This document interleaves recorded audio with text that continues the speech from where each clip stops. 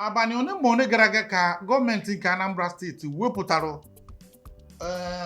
ọnụọgụgụ housing estates ọ bụkwa plots dị na Anambra steeti ha si no fake ịgụ wee gụchaa ya ọ dị 194 sụsọ na Anambra alone. Iruo na Anambra steeti anyị mara na Anambra enwekewe ha ọ bụghị na-enwekewe obosara na eto a mana ihe a na-eme kịta bụ ịbanye na-aga ewepụta ihe niile bụzi housing estate ewegwa industrial estate no housing estate ebe ọbụla wee si na 194 n'ime ha bụ fake. Now ọ na-abụrụ gọvanọ bata president bata ihe ọ ga na-eme bụ na ya na-aga in diaspora wee ga chọọ investors. Ihe ọ pụtara bụ na a na-agwa ndị nọ n'obodo oyibo onye ọbụla wenatawa akụ na ụbịa ụlọ maka na ụfọdụ n'ime ha ji nke ha ajị ego ma ọ bụ ụfọdụ nọ n'ọnọdụ ịnata bank loan a ga-eji mee invest na Naịjirịa. Ana m agwa na eziokwu maka enweghị nke mfụ mana nsogbu bụzi na onye natazi etu a o chefuo nọ Naịjirịa ka anọ 1212 akụriri ngwongwo ịpịtaka ndị investment wa ndị estate wa mgbe ụfọdụ ịbanye na ọtụtụ n'ime ha a na-asị 5 minutes drive to airport 4 minutes drive to ebe nke a 1212 ịtụazi ego watụchaa ya n'ụdị ka enyezie ya ana achịrị akwụkwọ chinye nsogbu ada and ndị ọ na-emetụkarị bụ ndị diaspora bụ ya bụ ndị nọ n'obodo oyibo na-arụ ọrụ 18-19 hours every day ka ha wee kpata ego igwe ha ga-atụgharị wee mee ya bụ investment. Ọ dị mma mụ na Epetike nọ n'ụbọchị tata ka mkpọbata ya ka anyị tinye ọnụ na ya bụ okwu. Epetike ndị Igbo Ugwumba nọ onye m ịkara aka ekene m unu Epetike ịdọrọ na dịka dọrati anwesi na asụsụ Anambra bụ 194 fake housing estates. A na-emebu na a na-eme fake drug n'ọgba ọgwụ na-eme na a na-eme fake miracle na-eme na ndị dibịa na-eme ihe na ọ dazikwe nke fake housing estates. Epetike iwe kwuo gịnị ka anyị bidogoro na nke ahụ. Among me that I nwekwu fake roads na Anambra State. Fake road. Ụzọ na-abarụcha ya mmiri zo osachakọrọ everything. So fake ka nkụ. Mana bịa na nke fake ehere na-ekwu ndị properties na estate na Gbogbero. Ịma the criteria said you measure fake because some want to ya mara government o.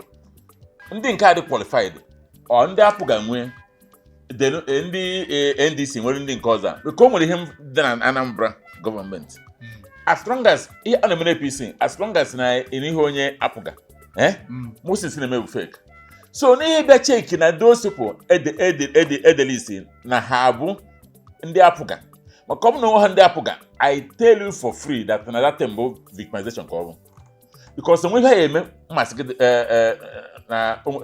ha na APC abụgo even before now ha na APC na made something. So na most of the na ya ajụ o nwere ike ọ bụ na ife ji wepụsị ha abụla ike ọ bụ na denomination ma ọ bụ na partisan reason ọ na o nwere something mana ọ bụrụ na 194 real estate developers in Anambra State and sellers bụ fake kelone dị legitimate ke reason that you bido kere ka ha so hapụ load this level and then kere all government is na ndị are fake ihe na helesira ana ke ndị are fund ha or government are fund ha ka ya resell the land elegoro como kesa ha bịa no ko no legitimize distance because mana ego ndị mmadụ ka na-ekwu maka ya na ị na-akịta agbamkwụta na ike hey na Epetike na ịma na mmiri Ugwumba bụkwa fake ka ọ bụ ihe na ka ndị mmiri ọzọ ma ọ bụ na esi mbịa ebe na esi Ugwumba n'ịma na distance na NAFDAC nọ mbịa anaghị renew ya next year na renew behe gị bịa ka renew ya ifu na they are not poisoning me they are not poisoning you they are telling you ihe maka ọ dị mma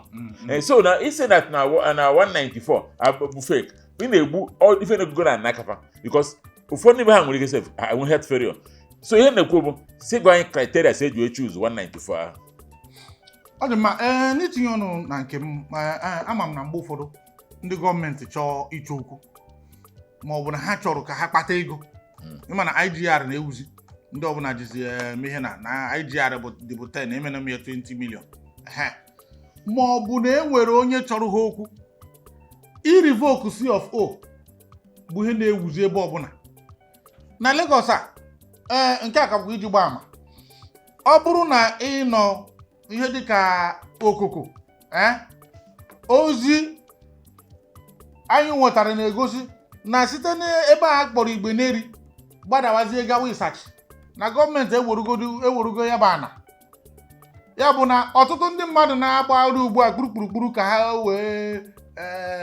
mee mara ka nwere ya na-anabite ego ikekwa akpọrọ gakwu gosi ya na ebe ahụ asịghị na nke a bụ ha na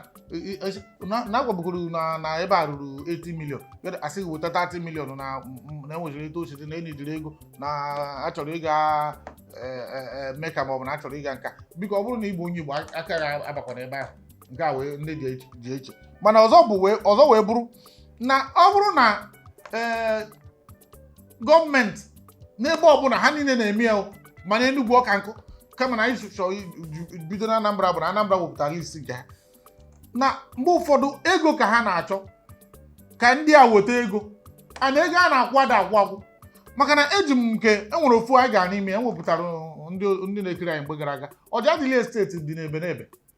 tupu ya bụ nwa amadi emeghere o gosiri m ụgwọ niile akwụrụ regista na lands Anambra steeti ndị a niile enweghị onye na-aga anọkọta like this kpọọ ya esteti bịa akwụkwọ mewe ihe na ka a ghara inwe gọọmenti ejensi ga-agarụ n'ọfịs ha ma bụrụ ndị gwere ọfịs wudi na Anambra steeti enweghị nke a na-eme n'ikuku amakwara na enwere ndị feki ha enwekwa ndị feki ya nọ na-eme ihe na mana imirikiti ndị a ọkachasị ndị nwere ọfịs na Anambra steeti enweghị ka ha nọkọta bido na-enweghị etu ha si gakwuru gọọmenti chọrọ ha chaa kama mgbe ụfọdụ ọ bụrụ na ego a chọrọ ịna ha ezu ọ na-achọrọ ka eme ihe na mgbe ụfọdụ na-abụ na ikekwe na anya gọọmenti ọfishal dị n'ebe ahụ ọ gazie kwa unu aka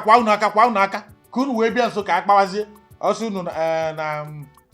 enwekwana etu kọmishọna maọbụ gọvanọ maọbụ onye nke a ji dị interested and ihe nidiri bụ just 10 acres na unu relizie 10 acres ahụ kịta unu agama ana m agwa unu ihe na-eme eme ejiri ihe na kedo unu n'onu ị hapụrụ ha anaghị asịzie nke ọzọ abụrụgo nke enwegoro ihe na anyị kama na nke ahụ na Lagos a ị gawa exhibition asịghị na out of 400 plus na ị ga-ahapụ 100 ka ị were nke ọzọ ndị gọọmenti ọfishals ekerie nke ọzọ ya bụ na mgbe ụfọdụ dịka Epetike kwuru n'ihe a kwesịrị ịgwa anyị si ka kriteria eji mee ihe a o wee bụrụ fake maka na ọtụtụ n'ime ha anyị ma ama nwere ihe na ọfisis na Anambra steeti kama na ikekwe na ego asịrị ha weta na ụfọdụ akwụchabeghị ya na ego ahụ ọ na-adịna eme ihe na ọ na-adịna abịa kwamgbe ikekwe ọ bụrụ na ọyi eli maọbụ ihe na asịsị na unu aghọ na fake enweghị nke bụ fake imirikiti n'ime ha dịka anyị ma abụghị fake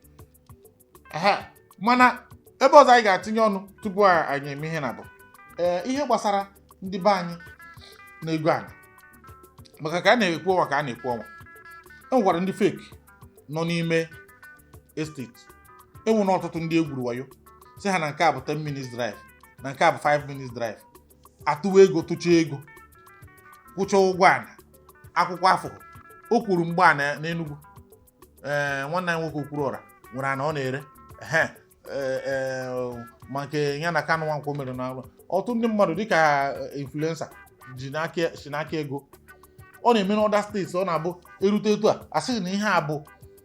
a bụ 5 minutes drive na ihe a bụ 10 minutes drive ofu onye nwoke ka a kpọrọ gawa nke a sị na 10 minutes drive from Emene airport n'Enugu gbagide gafechaa Enugu niile baa Udi baa Eziagụ baa Oji River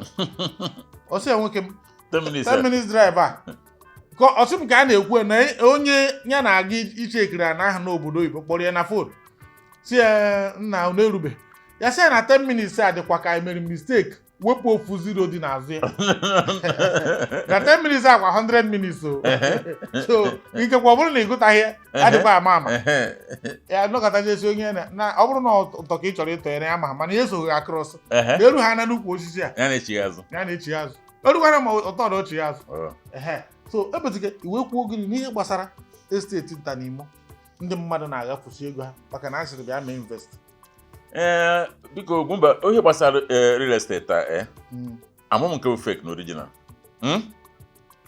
maka na nke bụ eziokwu bụ dat na o nwere nke nsogbu ego na Nteje between Okuzu Nteje also a na-egori n'aka Federal Housing a na-echezi ịmago enweta ego anya ọkwa na-asị oke mezie ka mmadụ ebe bụ nke m ka ebido ọrụ ọnọkata asị na ofu onye mara sị na bishọp ọsọ ka iketapila di ya na-echorisiri ana na-ele ejere mitin na-eje na eti fens akụtuo eti nke ọzọ akụtuo a na-egoro n'aka federal gọọmenti gịnị wu problem ihe a ụmụnna m amụghọ na gịnị ka a na-akọ demand no nya nwere dị community ji elesi eji holesi onye gị na federal government bido na-enwe nsogbu ihe mere ọ bụ na mụ ngasịfa na ụlọ afọ okwu m ebe ahụ because na ife gbasara na nwere ike anọgide na akụ isi mmadụ na ha na-eje ihe mmadụ n'aka njigodo akwụkwọ m jide ndụ m most of us etibeghị isi da because na ịkọ m na-ere akụrụ edobe n'ala now mgbe gọọmenti Peter Obi na-achị end then the commissioner for lands then nwere na elesigasịrị ndị mmadụ na mostly ndị na gọọmenti na I think Rockland or near Rockland Estate. So ana ịma ndị lụrụ ọrụ n'aka Peter Obi kpatara ego so ha na-echekwa estate kọba na-abụ ka o wee bido develop gọọmenti ya obi anọrigote revoke the lands ha kwụgbagoro ụgwọ ha ji ịma ego na ihe alụtara wee kwụba ụgwọ ya revoke the lands dash say or lesi onye gasịra ndị ese na ndị otu ya now gbazie m ifesi from government direct to individual ka revoke ọ bụrụzie nke igoro n'aka mmadụ ike igoro na community na real estate na ndị ha dị too fine o nwere ike community lesi ha dị ya na ụmụazị nọbe ha si ime ọhịa eje gwọta ọgwụ na ijebe dobata asịfa na na-elesi ụnụ ya n'ụlọ ọgwụ ndị banyị wee were dị ya na ike onye ọbụla tiri isi na enye ya iko afọ maọbụ bullet efe n'elu so imezie ịma mma the real ones nke Obianọ ndị real estate developers eweta na Anambra State ruru 700 or 7,000 o nwere nke elesara na ihe Okonkwo ọ dịchiri ụzọ isi near NPC in Anambra State ina ga odo by the road ụzọ nyambuze ditadie ana-ese na arụ ya meta na aya ihe na-egoro na ha ọmụ nke tiri block na before gọọmenti ahụ a na-enwụ because na once itiri isi na ya gọọmenti nyere ya ifu nketa Obiati so sometimes ada nwa keru nke bụ original na tembo agba ekperuchi because na ebe federal gọọmenti nwere ike ilesi anya na n'ụmụnya Nteje ụmụnya ọ dị etu a kedụzi ka ọ ya adị na nke ọ bụ individual lelu so sometimes ihe blame ndị ile na onye lelu nwere ike ojego ha ya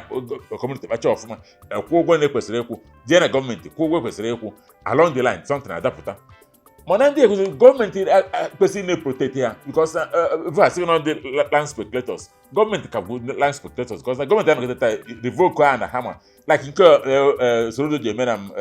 ndị Ikeri ọmụta na Lusikon Airport ịbụ na ihe bụ na ndị mmadụ gasị akọrọ ndị eji mee farmland na-arụ ọrụ farm dị na ihe akọrọ n'aka nkụ anakọta katapila bịa kpuchasị everything dị na Lusikon Airport so my dear ịjụọ ma jụọ m onye ịma epụtara ya bụ ihe eme na m enwere na 2014-2015 mba 2012-13 ka anyị bidoro enwere ọga mbụ Raf Nwafọ nwere ihe na o wepụtara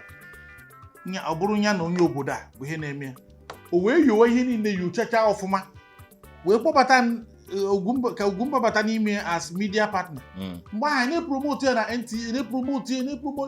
eme rafụrụ mgbe ahụ ma mama ji bịacha n'ọfịs mbọsị eme rafụ ndị Igbo wee tinye ego mgbe ahụ sị 300 naira iwu ile rafụ iweta 300 naira emere ya akwụkwọ and nene ọ bụrụ eziokwu before anyị atinye aka anyị gakwuru ma family ha dị 4 families mechaa ha interview gakwuru ma Baale gakwuru ma Ọba na Ibejuleki ka ọ dị secha dị ya na-abịa eburu drone ga secha dị ya na ndị mmadụ na-ekwo rugbe tata onwezi onye fụrụ ana maka na gịnị mere ofu onye isi nkụka pụtara wee si na agreement ndị family ha mere na aghọgburu ha aghọgbu ihe anyị ọ bụrụ na ọ nidiri ego ọ ga-eji zụọ House of Assembly ọ zọkwara data ya eweta ya wee baa n'ime ebe ahụ na-eresikwe ndị Igbo anyị oriri mbọsị anyị kwadoro na a na-aga ime ka eme allocation erute ebe ahụ ndị ụfọdụ eweta akwụkwọ bịa onye nke eweta akwụkwọ bịa onye nke eweta akwụkwọ bịa wee doo m anya na ihe ọbụla gbasara na kịta isi ka agawazie nọọ enye onye a asịghịchi ọba nka na nke a mere na nke a mere asị maka na o nwere ike osighi na onye ahụ n'aka dịka nke a ndị mmadụ dogharịta na ọkwa maka na m kwuru ka anyị ji mee ihe na rukwe kịta na mụmaji mụ na na-akpata nkata mgbe ụfọdụ ekwute nsị na ofu ụkwanụ na ọ ka dịkwa mana ana m enarụ na agbarụ ma onye chairman of the company akpụrụ ya mgbe ahụ dịka ndị ihe na-asị na ọbado wee were poison axe gburucha ya ụkwụ aka ọtụrụ ya ụkwụ na-abụ tata ọbụma ga-agawa ebe ahụ anaghị enara isi mmadụ aka na tinye ego aba tinye esi ebe a mere kesi ruo Abuja si Abuja na-achịta azụ ma ndị amị dịcha involve ma ndị ga dị involve nna wee sị ọ bụzikwa na onye ọbụla gwara m dị na kamera nka jikwa ruo tata na ihe a dị real na ọha wanyere kọmpanị ihe a ofu onye chịkọka wee kunye wee bute problem wee na-ada tata nna ihe ọbụla gbasara ana wee wezuga na m fụrụ n'ọgụ wee na mụ na wee kpaa ọ bụrụ na m adịgo redi maka ọ so n'ihe mere m na m enwekewe ha na Lagos ọ bụrụ na m adịgo redi develop ya ọ bụrụ na m adị asị gị na jidewe maka na igo ya nye ya afọ na-abụ inye ya afọ na-abụ ị na-apụta ihe ọzọ esoro ya maka na ihe a na-eme na ana ụfọdụ ụmụ ihe mmụta bụ na Lagos ka ha jikwuru mụrụ ya na ruo ọtụtụ isi na Lagos bụ maka Lagos n'idi ana ma ndị gọọmenti ma ndị ihe na etu ha si eme ya abụghị dịka mgbe ị ga-eru ana a na-agazi court 10 years 20 years aka na-aga court nna ike agwụ ya bụ biko ọ bụrụ na ị chọrọ ime invest n'ihe gbasara ana ndụmọdụ ka anyị na-anya gwa ndị mmadụ ọ bụrụ na ị ga-ewuru nke m ọ bụrụ na nna ka na ọ kachasị ọ bụrụ na ị nọ n'obodo oyibo kpọọ ndị bụ unu a ga-afụnata onye bụ unu chọrọ ire ana unu marụrụ ụlọ unu na ya akpa ya egbupụ ya ọbara egbuori ọkụkọ ma ọ bụ ewu ọbara ya atasa na ana ahụ ewu ka a na-egbo ha ọkọ o dipendị size ana ị na-egbu ewu ana ọsọ bụ enwere ehi ana enwere ọkụkọ ana ewere ma ihe na ana ihe ama ọbara pụọ onye ọzọ egbupụ ọbara ntị na ọbara mmadụ mba a na-ada ewere ọbara mmadụ ka mgba ka anyị were ya n'ewu ikpe gbuo ka anyị were ya n'ewu ana egbu ha nne ya ọbara pụta tasa na ana kpam egosighị vidiyo na-ekwe etu esi mee ya ọ bụghịzi kịta a na-asị gị na saịnarị ihe na ma onye saịnarị nwere ike ịgọ ya bụ na ọ bụrụ na ị n'obodo oyibo ma ọ bụ na ị nọ ebe ọ bụla ị nọghị ụlọ nso asị gị na a na-ere a na ebe dị etu a gị weta ego iwetakwana na ọ bụrụ na ịfụhụ n'anya kpọm ebe ọ ga-akacha mmụtọ bụ ezinụlọ a na ezinụlọ anyị nna achọrọ m igo a na eme ntinye ha na ego m echi ana m awụ efens mana ewezuga ya ọ bụrụ ha na nke mee nke a 5 minutes drive from here biko onye ọbụla dị ga adịga ebezika ọ bụrụ na ipe ikwuchago biko ọsọ nke ba kachago nkacha ntị kacha ma gịnị ntị ka m gwa ụnụ ị mara ihe bụ ime obi eziokwu enwere ka na ụfọdụ ya na-agbara gị okwu okirikiri kasị na ahụ imebiri mmadụ biznes mana ihe na-agba gị bụ nke bụ eziokwu especially ndị be anyị n'obodo oyibo gee ntị ka m gwa gị n'okwe na Asaba egoro m 18 plots of land gbaa ya fence na ya obodo oyibo na-aba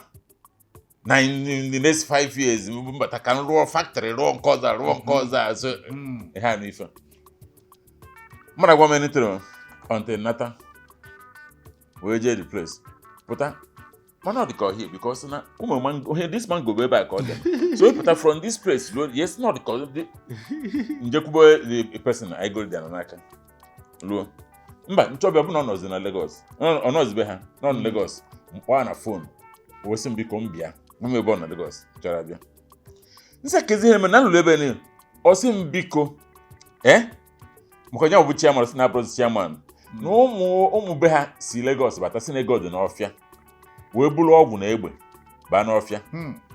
si na ihe ndị ba na achụtụrụ ya someone na-elekọchago everything dị ebe ahụ na-edu ọsị m na asọ meje na-achọ mana ọ ka ndị shọ na mmeje na mmakakọ ndị wee ka ahụ na mmakakọ ndị wee ka ahụ bikos na ọ bụ na nwa anwa jee na maka ya ahụ na ha eji wee mezu na ha dị determined ha che anọzi ọrụ obi ha antago ebe zana ya ọzọ m negide ihe nche ekiri bụ na a na-aka mma karịa ndụ m onye ka m na ya eje mgbe pụtara na ife na-arụchago ụlọ maka egoro m ana ahụ mgbe ọ dị less than 1 million emecha ha led ya na 4.5 million each werezie ego mebi atọ 4.5 ahụ ikeze wepụtasị 1 million eji mere nke esi ma gwọrọ m ọgwụ de m nwee je na je ije me gịnị ịfọ na wọkụ so ịmụ m ebu nnekwe dịta na anya onye resi nya ahụ osi ihe n'aka the chairman of the community sign odesin osi ihe n'aka emegode oge m complain badly the chairman sị m na o nwere sọ nwere nya nwere na asịkwa keta ego mgbe ndị ale na ha wetara some money ka a sị na aja nye m 6+ nse okesi ji enye m ewee jee the place close to the airport wee jee the place neketa ọ na-asị m nwetakwuzie some nwere gosi nweta ka e wee echawo na totens spirit m wee sị m na nke ka nala na ịchọghị n'ọfụma nke na-achọ ije ọzọ ọ dị ka ị na-eso ife ihe mere ọ bụ na nsị n'ọsọ kpụrụ ụmụnne ihe na-agwụ bụ ihe dị n'ala ọ bụrụ egwu chụtaba n'aka agba ihe ọ gwara ọnụ ọ na-aka mma ọ bụrụ na ike na kwefu this new developing areas ọ bụrụ na ọ dị possible warị ọzọ ọ bụrụ na nke street mmadụ bi na onye mana ọ galara ọnụ mba na jee go that one igoro ibido ọrụ na ozugbo maka onye nwere na-anụcha gị ọgụ niile dị na akọchago ọgwụ niile dị na mechi niile dị na mana ọ bụrụ na nke 5 minutes drive nke bụ worst ije ha n'ịgo a na-asị gị na 5 minutes drive from airport 2 minutes from university walking distance from a church nwanne akwụna kọba na ya jee ka ijefu ya anya maka na nwe 5 minutes drive dị less than 50 minutes zero ka ha wepụ na 50 minutes ọkwa with ezigbo moto na-agbasi iko ị na-agba 150 per hour ma ọ kwụ na tuketuke moto ya a na-akwa aka o nwere ike 2 hours ka na-agba dị ụzọ biko nụ ihe a na-ekwu bụ ka ọ dịrị anyị mma anyị bụ ndị gbanye na-agwa onwe anyị eziokwu ndị gbanye kenekwe m ụlọ ọ dị mma ịpịacha okwu anyị biko onye ọbụla mara na ana dị anyị bịa anaghị adị anyị ana maka ihe iketere akwụcha na 6 feet ekwu achọghị igwubanye n'ime ana o nwere ike ọ marụ 6 feet ọ bụ na mmiri gbapụtawa na ya enwere ike nye 3 feet ma 4 feet of course ihe a na-eme bụ ka ị ghara isi oji ha anaghị na-akpochi oge nke aha aga ya bụ na ọtụtụ n'ime anyị ti akwụkwọ na aka m ji 12 24+ m ji akwụkwọ ya n'ime ọfịs kịta mana ji ọdụ m efu ebe ofu n'ime ya dị akwa ihe anyị na-eme ka investment na ma ofu edoghị m anya ebe ọ dị kịta ihe ka na-ayọ chukwu bụ enwe mgbe a sịrị na ewu origigwo were enwe ndị ga-abịa kpabiri na ọ bụrụ na ị nwere 10 na-enyeghị ihe dịka 5 ihe m na-azọ bụ na ọ gbekọta bata m aka etu m ga-esi rie ya n'elu eburu m naanị Igbo onye ga-afụ m na Lagos a bụ na mbịara program ma ọ bụ na enwere ihe na mbịa ya wụ biko ọ bụrụ na ọgụ a na-eme obodo adịghị mma n'ihe gbasara ana mata na ana ga-eri isi anyị niile ga-ana na ana ma ịdị mma ma ịdị njọ kama na ọ ka mma ka ịdị mma wee nakpuo epetike onye nke m tata amagbu onwe adịba